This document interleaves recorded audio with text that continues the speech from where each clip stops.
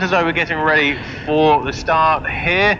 A few riders just changing or getting into the correct position, it would seem, Keith. So there we go, red flag at the back. That will quickly be changed to green. There it is, right on cue.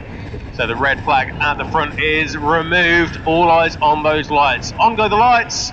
Clutches in, get the revs up, and out go the lights. Here we go. Fresh air underneath the front wheel for Kev Woolley from pole position, coming past and in towards the first corner. Hayden Smith up the inside, trying to squeeze his way into third position, and does so successfully. That's Mark Haig in fifth position. Damien Lee coming under pressure now from Paul Welsh. So Paul Welsh is up into seventh place, but for my money it looked as though that was Kev Woolley leading the way down to you, Keith.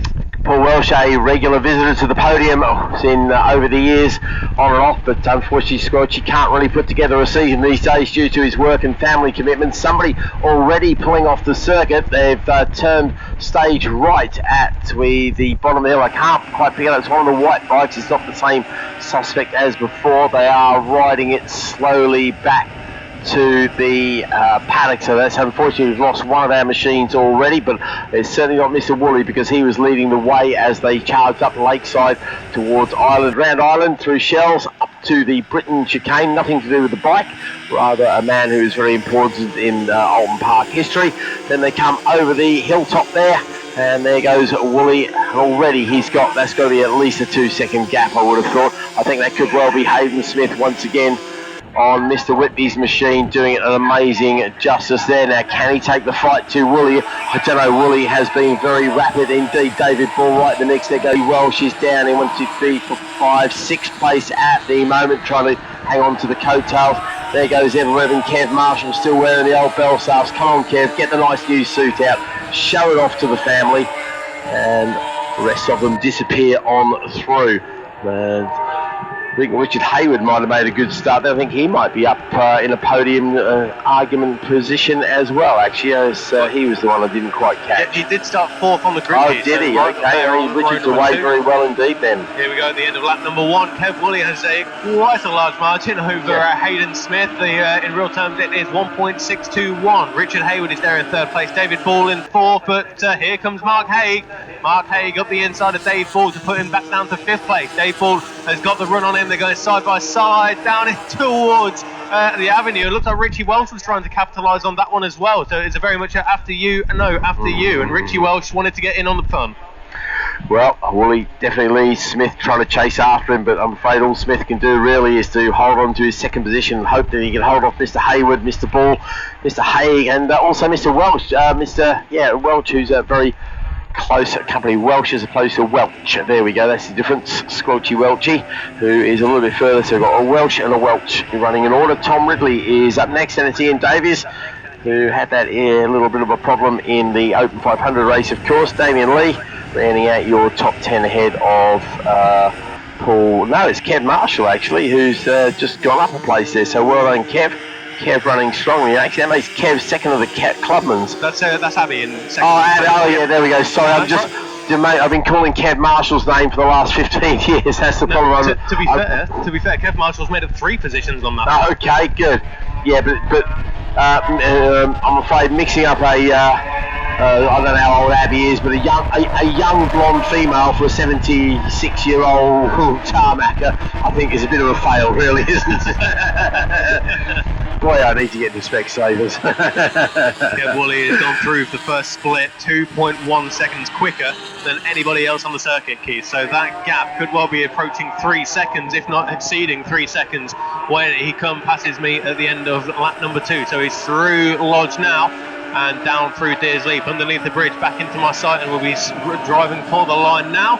And at the end of lap number 2, it is a 1 minute 56.434, but the battle on the circuit is that between Mark Haig, Hayden Smith and Richie Welsh. Next up is Richard Hayward, but David Ball at the inside of Richard Hayward, and that would be for 5th position. Damien Lee at the inside of Paul Welch. Great to see Paul right back up there at the sharp end with Damien Lee. Just behind them, Tom Ridley. And then the first of the Clubmans, that is Paul Neild. Abby Marshall up next. And Abby Marshall and Ian Davis having a good fight. Only 0.3 of a second between those two riders for second and third in the Clubmans, Keith. Excellent stuff. Abby riding Len Whalen's bike. Len, another one of the great stalwarts of the club, doesn't ride himself anymore, but we used to be at the very sharp end way back when. We sadly lost his son at Brands Hatch many years ago. We do have a memorial trophy as well as a Spirit of the Club Award, which is awarded at the dinner dance every year in memorial of Len Whalen's late son, unfortunately. Right, looking towards the top hilltop once again. And here comes Wally, just nobody else even near him. That's the thing, he's just so dominant, he really is. Talking about dominant, the man in second place is starting to establish himself a good little slot there. That is Mark Haig, but I tell you who's coming fast, mate. Richie Welch has managed to find a way past on Hayden Smith, and I think Welch is getting the grips of this machine. I know Dougie Edmondson, another former YPM champion, will be on the pit wall cheering his friend on. So they disappear off, and I'll tell you what, keep an eye on that man he's now in third place. He's past Smith, and he's chasing hard after Haig, who's currently in second as well. Mark Haig, of course, was the man who finished third in the championship last year, lost out on second by just 5 points after an unfortunate day at the track in the last penultimate race, actually. But very, very impressive stuff. And bear in mind, Mark was then a clubman as well. So he's no longer a clubman, of course, and they're over the line there. You can see Richie Welch in third place. And what's his lap time like? Yeah, he's got a little bit quicker than the man in front of him too, hasn't he? Yeah. So we could be on for a bit of a scrap for second place here. We'll forget about the leaders. Sorry, Kevin. You're not very entertaining at all. You're doing a brilliant job. But the battle really is on behind, and we know that Hayden Smith can go quick, even though he took a tumble earlier. Got a hand in the air here, sorry Keith. Paul Tolan, number 2 on that Kipper Keys supported machine. I think he may be retirement. Paul Tolan across the line with his hand in the air, and looks as though he's going to be retiring back to the paddock, Keith. That will be out of a 13th place and 10th in class. It's a great show for Paul there, another one of the stalwarts of the class who's been riding with them a long time as well. Now I'm looking forward to this battle coming over the top. Richie Welch is definitely looking to lean the bugs out of his visor, because he can clearly peer through it, stare hard into the back of Mark Haig's bike.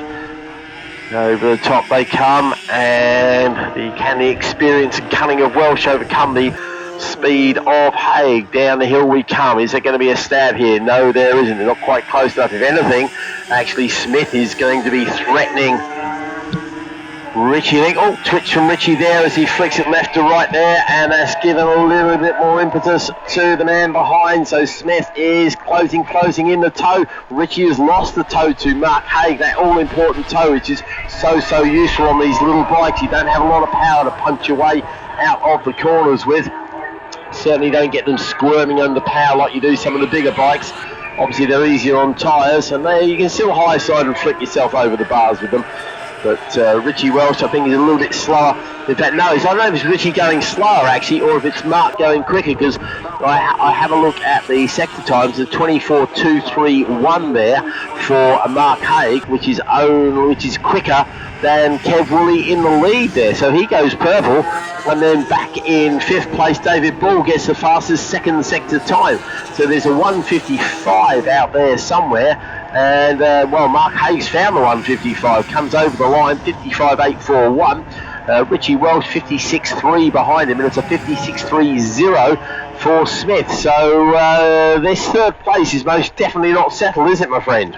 No, you're absolutely right, though. As you said there, 55s, 56s all round there. Mark Haig, quickest lap of the race with that 55.841. And I noticed he was having a long look over his right shoulder on the run from Old Hall Corner down the avenue in towards Denton's. He had a long look over his right shoulder, and there was about 3/4 of a second worth of clear track behind him as Kev Marshall comes across the line now on bike number 46, and then it's number 100 of Peter Nichols, on the Renter Racer. So Nichols, then it's first of the junior clubmans, that is David Patterson. And in the clubmans, actually, we can see that it's all quite spread out. We've got Neil Davis, Marshall. That's Abby Marshall in 3rd, ahead of Kev Marshall in 4th. Mark Haig really establishing this second place there, and I'll tell you now, it looks like Richie's establishing the 3rd. But the 4th place, Smith, is now coming under all sorts of pressure from Bull as well. So this one is far from settled. We do see a fastest first sector time coming in for Kev Woolley. So Kev just reminding us of why he is King Kev, basically, with a 23.9 to go. So those sub 24 in the first sector.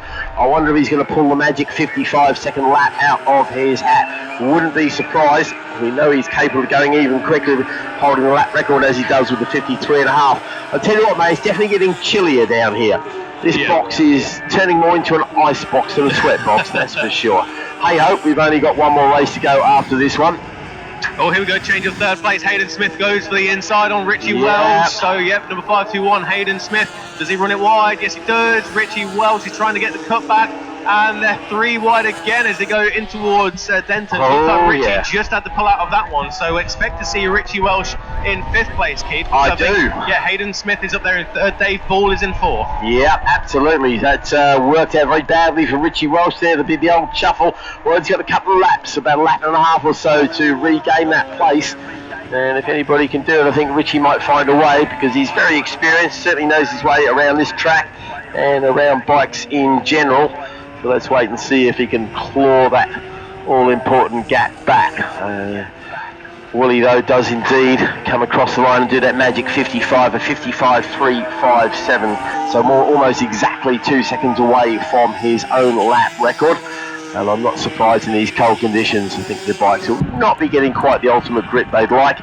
Woolley's only problem now is going to be a couple of back markers he still has to negotiate.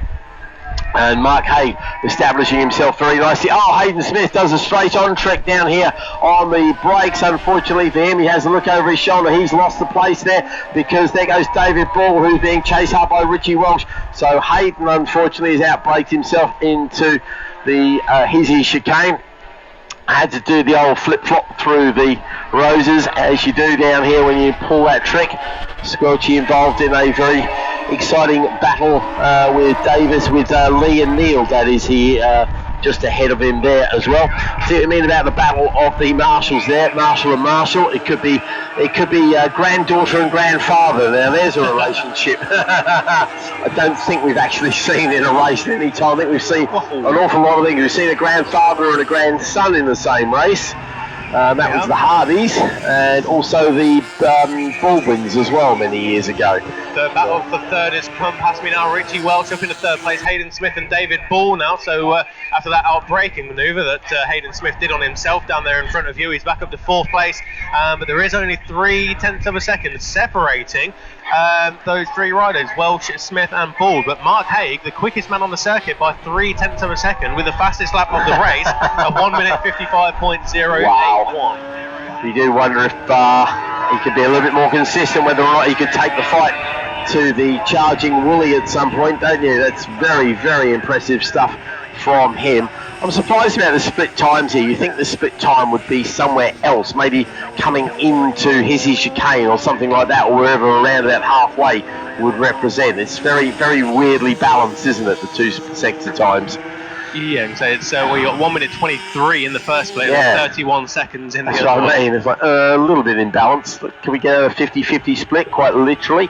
Well, let's not worry about that. Let's worry about what's on track in front of us, and there's not a lot to worry about. It's Woolley, it's Haig. Here comes the battle, and it is Welsh up to 3rd place, chased hard by Mr. Smith. So I think Mr. Bull's had a big wobble somewhere. He's lost a whole lot of time, and obviously they are on the last lap now. So Richie is going to be such a happy man if he can bring this thing home on the podium. I know Dougie will be delighted for him, as well as will everybody who knows Richie, one of the great characters of the paddock. Waiting for Kev to trip the timing beam. I'll let you call them over the line, mate. Got them here as they come in towards the large corner, so everybody inside the top 6 are now into the 2nd sector as the checkered flag waves for the 4th time for Kev Woolley. Bike number 51, Mark Haig, at the end of that race there. He put in a good lap of a 55.5, but on the podium it's number 86 for Richie Welsh, so he does it, he gets a medal. Jamie. Certainly does. That number 86 means a lot to Richie, and it's clear to see as he comes across the line. He's punching the air all the way in towards the first corner. I'm not surprised. Podium, and I'm sure it's slightly emotional, Richie Welsh with that podium. Hayden Smith and David Ball inside the top 5. Richard Hayward rounds out the top 6. Then we have the next battle, which is Tom Ridley, Damien Lee, and then the first of the Clubman riders. That's number 34, Paul Neal, ahead of the number 61 of Paul Welch. So the number 61 of Paul Welch, 10th overall, 9th in class. That is a good welcome return for the man from Lowestoft. Next up, we should be expecting number 31, Abby Marshall, and there she is coming across the line as we speak. Third place in the Clubman's for number 31, Abby Marshall, on that Len Whalen Racing TZR 250. And it should be the renter racer of Pete Nichols, who 1 lap ago went up the inside of Kev Marshall at Old Hall Corner. It looks as though he could well be holding on to it.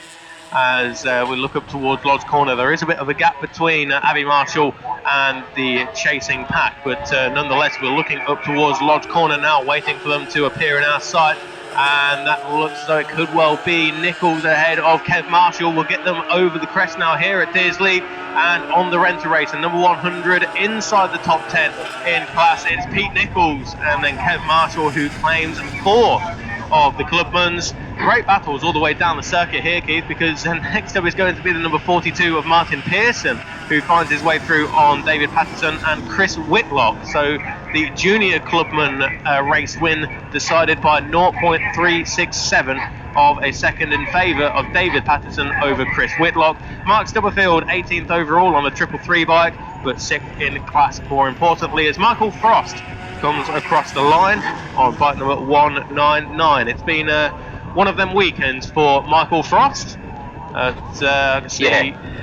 He's returning back to the paddock now. Michael Frost with a 7th place in class, 19th